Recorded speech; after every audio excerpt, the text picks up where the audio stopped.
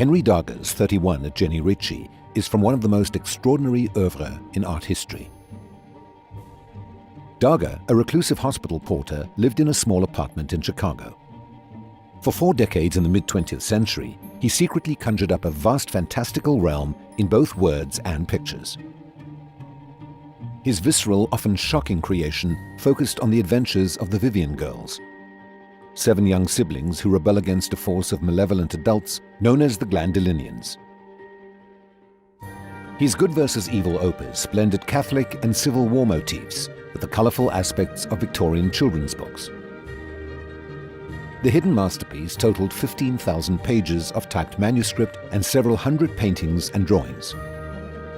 It was an epic venture with an epic title, the story of the Vivian girls in what is known as the realms of the unreal, of the Glandeco-Angelinian war storm caused by the child slave rebellion. 31 at Jenny Ritchie is a double-sided work on 3 pieces of linked paper. Completed at an unknown date, it is executed in watercolor, carbon tracing, and pencil, with descriptions annotated on both sides by the artist. On the front, the Vivian girls are shown hiding in a cave, in an eerie image of foreboding. Jaws are created from the silhouettes of stalagmites and stalactites, while in the distance, wearing mortarboard hats, the Glandolinians slowly advance. On the reverse, the girls feature in 2 more scenes. On the right, they are seen in revolt, and on the left, escaping across a river. The sequence of 3 pictures explores the relationship between light and dark, young and old, playful and brutal. A child follows the Bible before he follows Euclid. Not because the Bible is simpler, the reverse might be said, but because it is cast in a symbolic and narrative mode. And in this way, Vervaeke, at 19, was still, as her grandmother said, just like a child. Like a child, but not a child, because she was adult. The term retarded suggests a persisting child. The term mentally defective, a defective adult. Both terms, both concepts, combine deep truth and falsity. With Vervaeke, and with other defectives allowed or encouraged in a personal development, the emotional and narrative and symbolic powers can develop strongly and exuberantly, and may produce, as in Vervaeke, a sort of natural poet, or, as in José, a sort of natural artist, while the paradigmatic or conceptual powers, manifestly feeble from the start, grind very slowly and painfully along, and are only capable of a very limited and stunted development. Vervaeke realized this fully, as she had shown it to me so clearly, right from the very first day I saw her, when she spoke of her clumsiness, and of how her ill-composed and ill-organized movements became well-organized, composed, and fluent with music. Now, here, this little girl, limited in so many ways, knows more than the doctor. And when she showed me how she herself was composed by a natural scene, a scene with an organic, aesthetic, and dramatic unity in sense. Rather suddenly, after her grandmother's death, she became clear and decisive. "I want no more classes, no more workshops," she said. "They do nothing for me. They do nothing to bring me together." And then, with that power for the apt model or metaphor I so admired, and which was so well developed in her despite her low IQ, she looked down at the office carpet and said, "I'm like a sort of living carpet. I need a pattern, a design, like you have on that carpet. I come apart. I unravel unless there's a design." This is a level of self-knowing which is profound. She recognizes that she is not independent. She, in fact, is dependent on patterns in her context that afford her. It's just an amazing statement. I looked down at the carpet as Vervaeke said this, and found myself thinking of Sherrington's famous image, comparing the brain-mind to an enchanted loom, weaving patterns ever dissolving but always with meaning. I thought, can one have a raw carpet without a design? Could one have the design without the carpet? but this seemed like the smile without the Cheshire cat. A living carpet, as Vervaeke was, had to have both. And she especially, with her lack of schematic structure, the warp and woof, the knit of the carpet, so to speak, might indeed unravel without a design, the scenic or narrative structure of the carpet. I must have meaning, she went on. The classes, the odd jobs have no meaning. What I really love, she added wistfully, is the theater. We removed Vervaeke from the workshop she hated and managed to enroll her in a special theater group. She loved this. It composed her. She did amazingly well. She became a complete person, poised, fluent, with style in each role. And now if one sees Vervaeke on stage, for theater and the theater group soon became her life, one would never even guess that she was mentally defective. It was really good to have a nice long video from PVK, which we have not had very many of lately. And it was really interesting the way that he connected the different threads of conversation that have been going on. Jordan Peterson with the Vervaeke and Pageau conversation and the McGilchrist one, and the things that he observed in the Oliver Sacks book too was really interesting. And it was getting me thinking, because I had released this big essay which was, for me, a little bit more of a risky feeling move, because it was kind of very speculative, and where I was talking about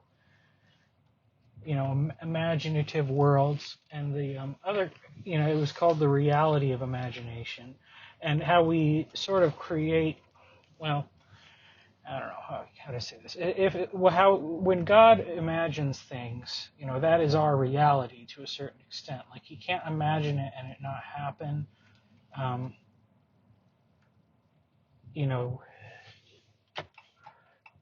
We can say that it's because He spoke it, and that's like a level up from imagining.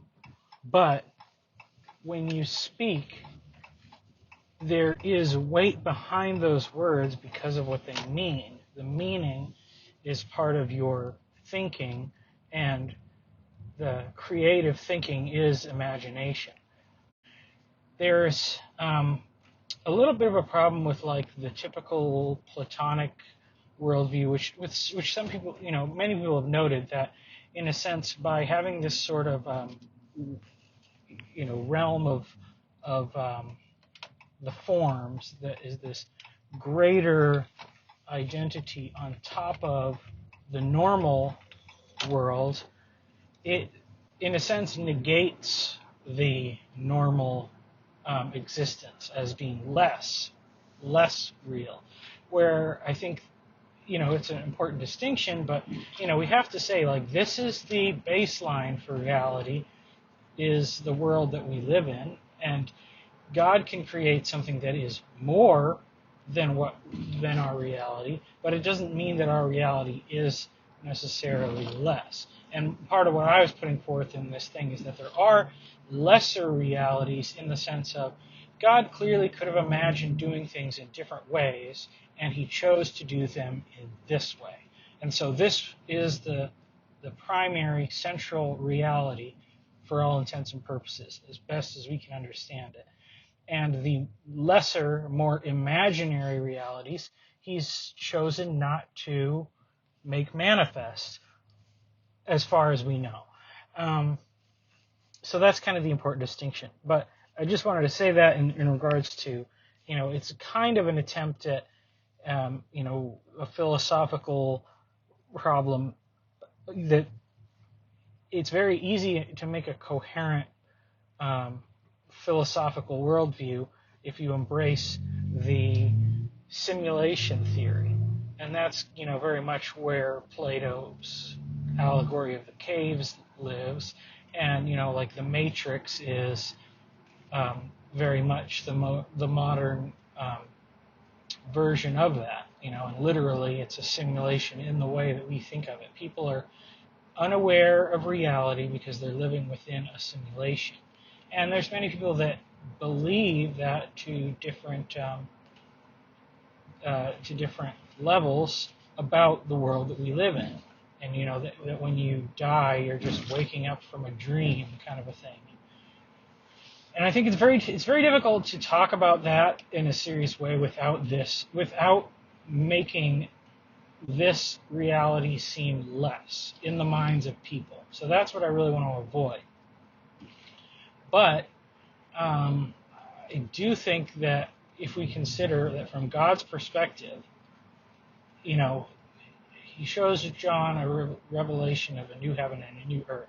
That's something that he could see, and that was real. And so in the future, it already exists. So in a sense, we're living in the past. So if that makes it a simulation, I don't know. We're going through the process of we're showing the work of how the equations play out. And I think the dangerous part of that kind of a philosophy is that it makes things in this world less important, less meaningful. But I think perhaps if we think about it properly, maybe it will help us to see more meaning and affect our behavior and our choices and our actions in a way that is beneficial to those around us in the world that we live in. Because our choices, as far as we can tell, we have to assume that they have real impact on the here and the now.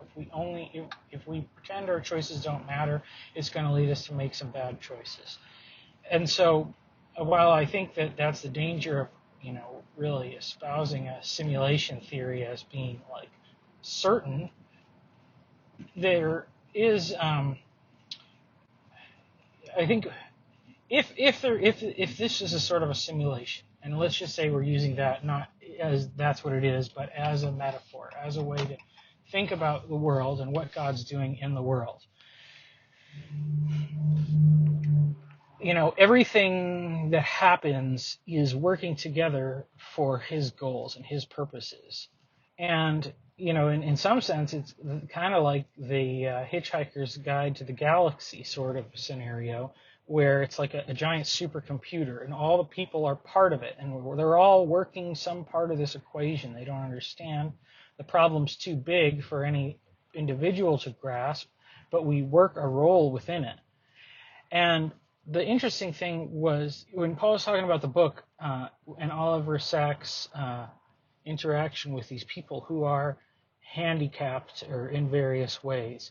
And we think that's typically how we think of them. We think about what they are lacking, how they are impaired in functioning in the normal way that we function, and that their role in society is therefore less important than like an able-bodied, able-minded person. But if God is doing some eternal work through all of time and history, then those people may be extremely important to it. And I think I highlighted in the last video I made, I was talking about how the way that those twins have this unbelievable understanding of numbers that surpasses the average person's by incredible amounts. It's like their brain, as a computer, as a CPU, all of their processing power is going to this one really difficult problem, and therefore they don't have a lot of resources left to do these other things. And we spoke about the other people who have these similar kinds of experiences, and I talked about that guy Henry Darger. Born in 1892 and orphaned at a young age, Darger grew up in the Illinois Asylum for Feeble-Minded Children. It shaped a view of childhood as a period of peril. A skillful autodidact, his Gothic romanticism combined tracing, painting, drawing, and collage. Using Kodak's photolabs, he enlarged and reworked images from his vast cache of magazine cuttings. The figures and faces of the Vivian girls were copied from cartoons such as Little Annie Rooney. In a move that has puzzled critics, some are pictured with male genitalia. Shortly before his death in 1973, Darger gave all his possessions to his landlords Nathan and Kyoko Lerner, who were shocked to discover that they had become the custodians of an amazing artistic legacy. While Darger's work fits into the concept of outsider art made by a self-taught maverick, over the years it has informed mainstream culture, inspiring music, film, and literature. However, Darger's greatest achievement was creating an entire world from his lonely lodgings in the Midwest. You know, it's interesting how many of the kindest and most gentle and patient people are those who end up with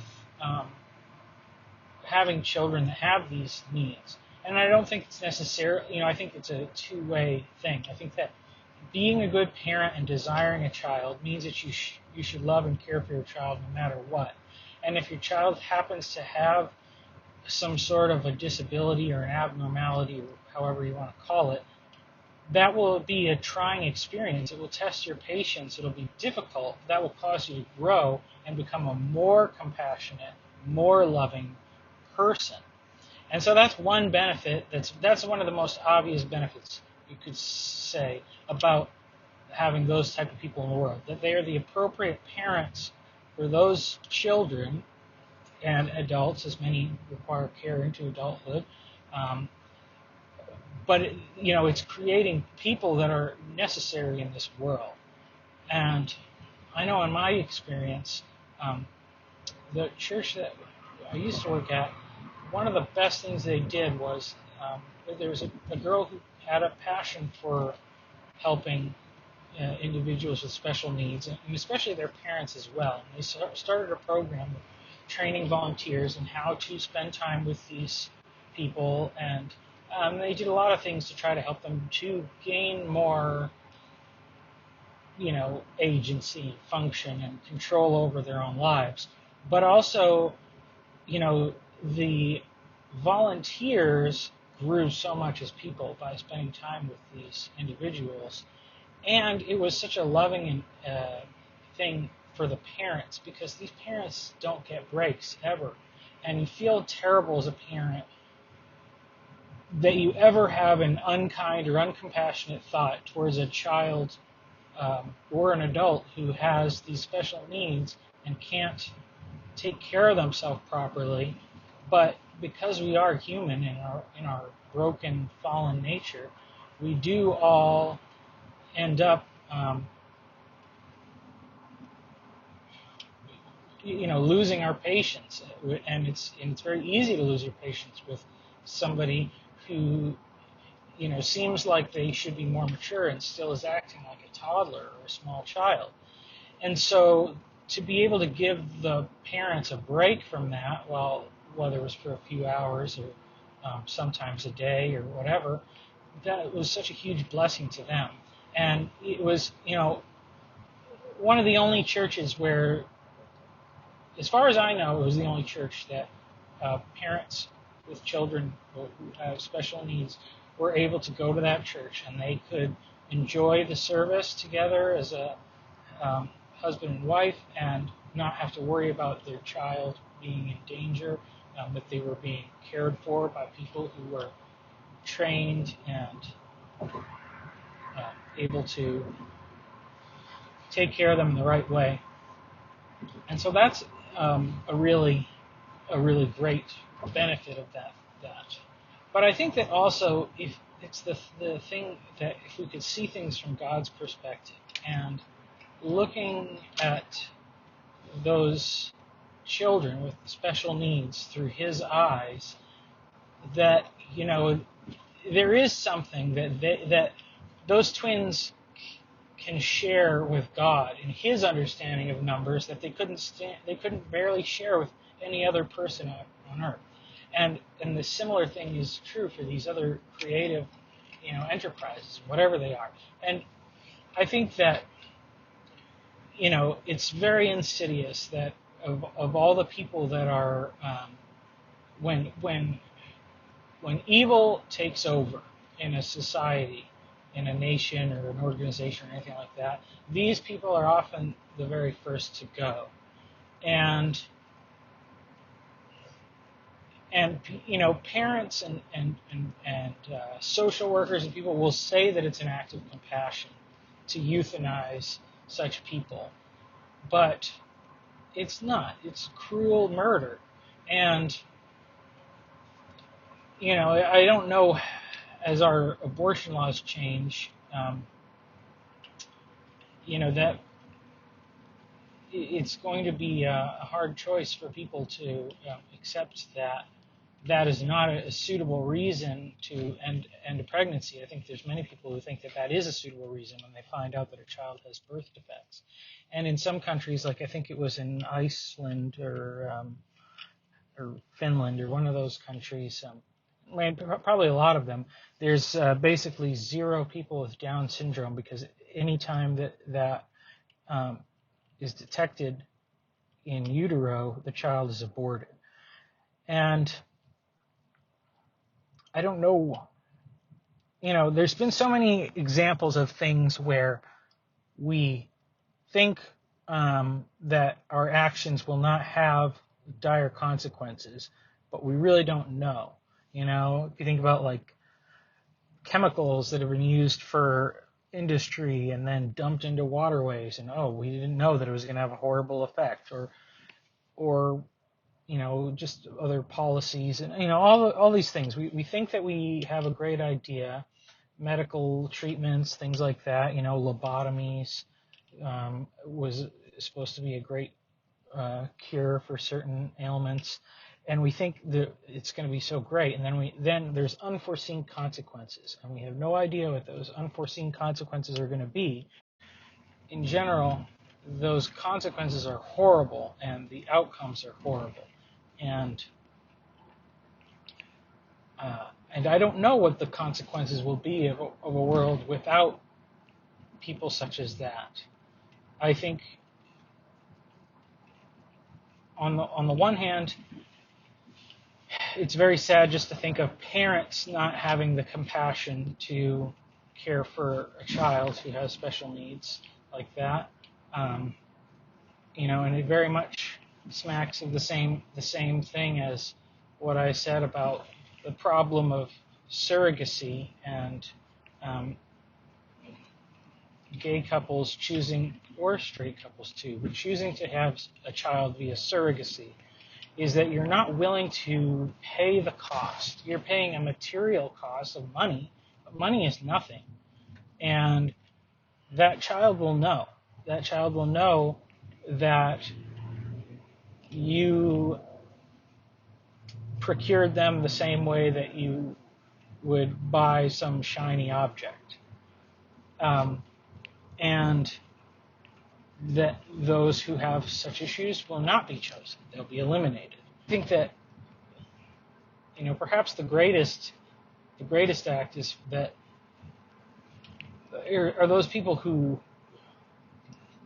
choose of their own choice, not simply to keep a baby like that, but who would seek out a baby like that who is not their own.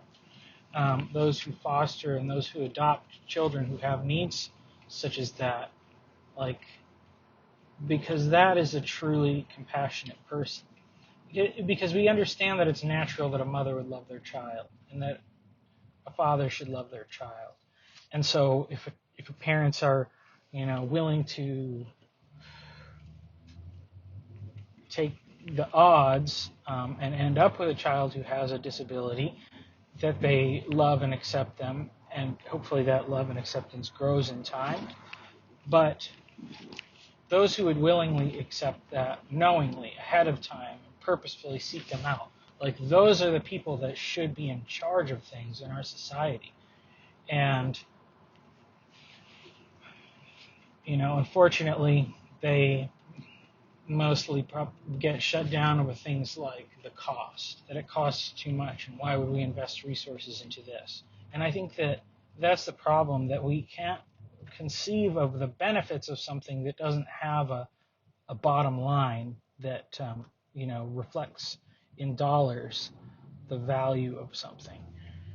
It behooves us all to try to listen and understand some of those stories, because I think one of the beautiful things about people like that is that because, as Paul was talking about, because they don't have the dilution of abstract thinking in a sense, they do see things more clearly. And when we can learn to look through their eyes and see what they see, we will see things more clearly too. The thought that we really must work to eliminate is the of course,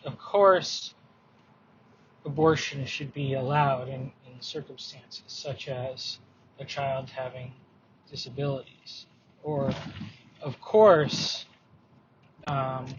it's better that resources go to, those who are going to use them wisely rather than squandering them on people that won't be able to contribute anything to society. Or, of course, we should impose limits on how many children and how old people ought to be and things like that, because it tends to be that older people maybe have more children with such disabilities. And all of those, of course, are just failing to think about about the unforeseen consequences of removing a special group of people from our earth. And if they were an ethnic or racial minority, we would never consider it, and we would be absolutely opposed to it. And we would build museums to preserve and celebrate what remnants of their culture and knowledge existed. But if they make us feel uncomfortable, then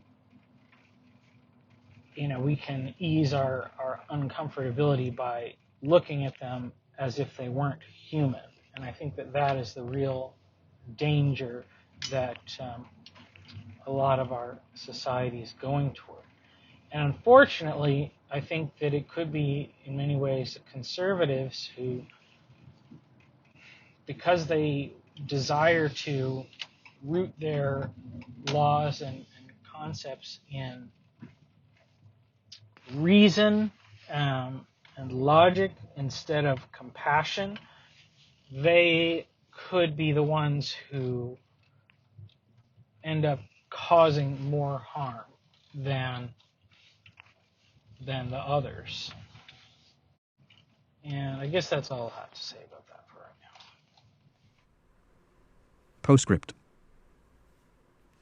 The power of music, narrative, and drama is of the greatest practical and theoretical importance. One may see this even in the case of idiots with IQs below 20 and the extremist motor incompetence and bewilderment. Their uncouth movements may disappear in a moment with music and dancing. In the Christian life, it's much more now within the realm of the body. We then grow up into who we were made to become. And you can see that illustrated in this. Suddenly, with music, they know how to move. We see how the retarded, unable to perform fairly simple tasks involving perhaps 4 or 5 movements or procedures in sequence, can do these perfectly if they work to music. The sequence of movements they cannot hold as schemes being perfectly holdable as music, that is, embedded in music. The same may be seen very dramatically in patients with severe frontal lobe damage and apraxia, an inability to do things, to retain the simplest motor sequences and programs, even to walk, despite perfectly preserved intelligence in all other ways. This procedural defect, or motor idiocy, as one might call it, which completely defeats any ordinary system of rehabilitative instruction, vanishes at once if music is the instructor. And it gives us an insight into the world, into how we are, into what we are, into how we can be remade. into what we can become. All this, no doubt, is the rationale, or one of the rationales, of work songs. What we see fundamentally is the power of music to organize, and to do this efficaciously as well as joyfully when abstract or schematic forms of organization fail. Indeed, it is especially dramatic, as one would expect, precisely when no other form of organization will work. Thus, music, or any other form of narrative, is essential when working with the retarded or apraxic. Schooling or therapy for them must be centered on music or something equivalent. And give them a pattern. Give them an arena in which their agency can develop and their agency can be expressed. And, is this so hard to understand? Take the oxygen out of the room. How well do you do? Context is just so absolutely vital for the development of all of this. And in drama, there is still more. There is the power of rôle, to give organization, to confer, while it lasts, an entire personality. The capacity to perform, to play, to be, seems to be a given in human life, in a way which has nothing to do with intellectual differences. One sees this with infants, one sees it with the senile, and one sees it most poignantly with the Rebeccas of this world.